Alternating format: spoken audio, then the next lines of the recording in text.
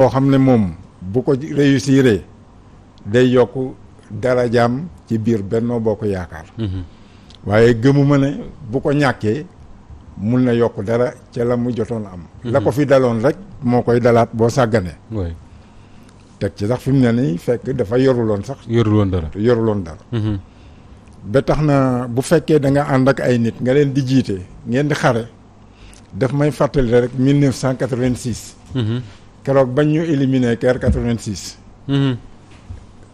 moo am ay nit ñu dugg ci bus yi gëmloo ñu ne malgré tout qualifié nañ. mais loolu c'est pour désamorcer la bombe. communication de crise la. moom am na ñu mu àndal. dem na li nga wax ne moom féete ci nguur. moo war a tax mu war a xam ay résultats yoo xam ne moo gën a wér. man yi ma xam ne damaa toog suma kër di seetaan Walfadjri di ko déglu. moom mun na am ay sources yu gën a wóor. mais bu fekkee ne dafa ñàkk nar a sëngéem.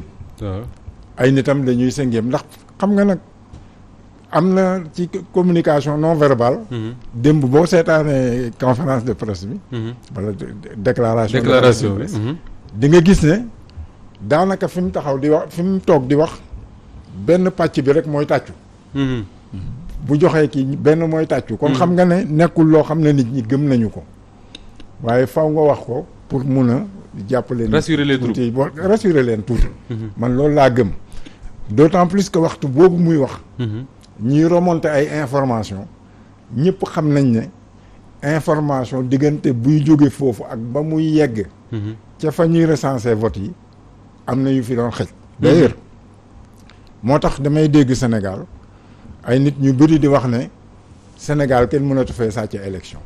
waaw bu fekkoon ne système mën nga ko sécuriser ba kenn dootu ko sàcc. dinañ sàcc ci banques yi. yaakaaruma ko.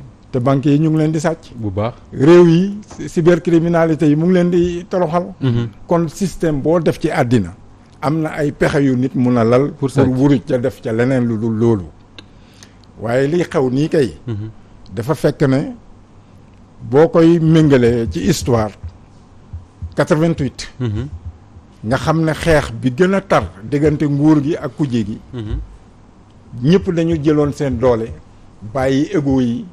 mu dëñ égo yi moo nekkoon dañ doon wax ñi waa jàllar bi ay LD ku nekk di revendiquer sa chapelle même ci ñi nga xam ne dañoo nekkoon ay rouge sax ñii dañuy nekk ay maoïstes ñi nekk li ñi nekk ba nga xam ne ànd bi da doon jafe waaye ba ñu xamee ne bu ñu mutualiser mun nañu xeex mutualisation boobu moo andi alternance bi en 2000 en 2000 na nga fàttaliku tamit ne comme li xew nii moo xewoon waaw une coalition inédite. c'est à 2000. parce que nit ñi dem nañ ba rendre compte ne. autant dañu nekk dans la loi de l'atomicité. ku nekk bëgg a am parti.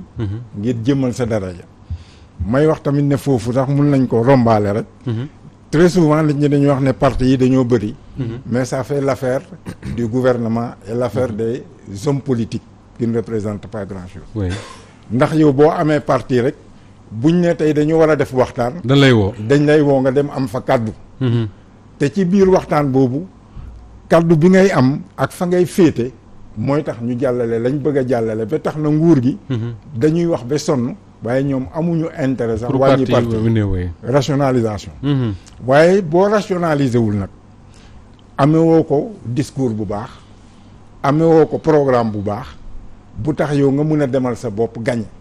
fi ñu ne nii dañoo toll ci théorie des grands ensembles bennoo nag lii ba mu leen dalee man keroog 2 jours après campagne bi dafa am benn télévision étrangère bu ma laaj ma ne man de s'ils parviennent à expliquer la technique yàlla xam na ne bennoo aura des difficultés et nous pourrons avoir une victoire de Yewwi l'intercoalition Yewwi Wallu parce que dañoo def loo xam ne c'est au certain.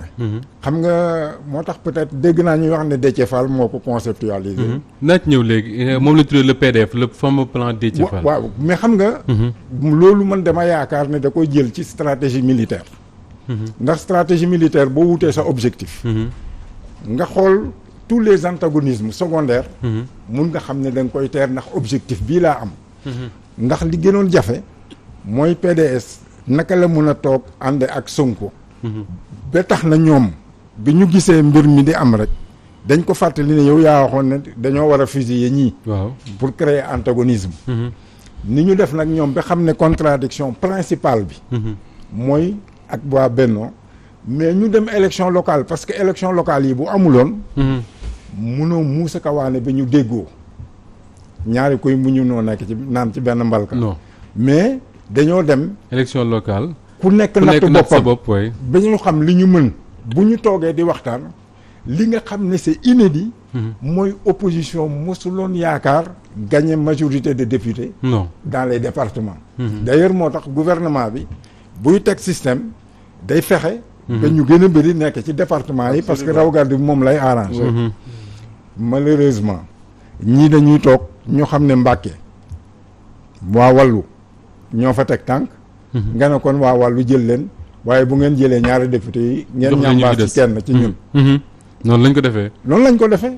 ñu waxtaan ba juboo léegi ñu mun a séddoo nag 54 départements yi nekk ci Sénégal yëpp. Sénégal ak diaspora bi.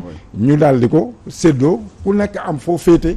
te loolu dafa andi ay résultats. loolu nag. gëmuma ne fi mu ne nii li ñu ay déclaration ak contre déclaration mun na ci def lu bëri. est-ce que yaakaar nga ne à l'état actuel des choses.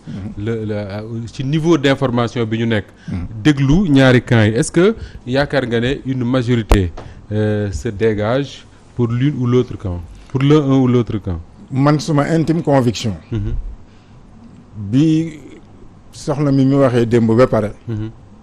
damaa tourné suma ak ñi ma dendal ma ne leen kii de c'est un aveu. c'est un aveu. c'est un aveu de défaite. dafa nangu défaitam.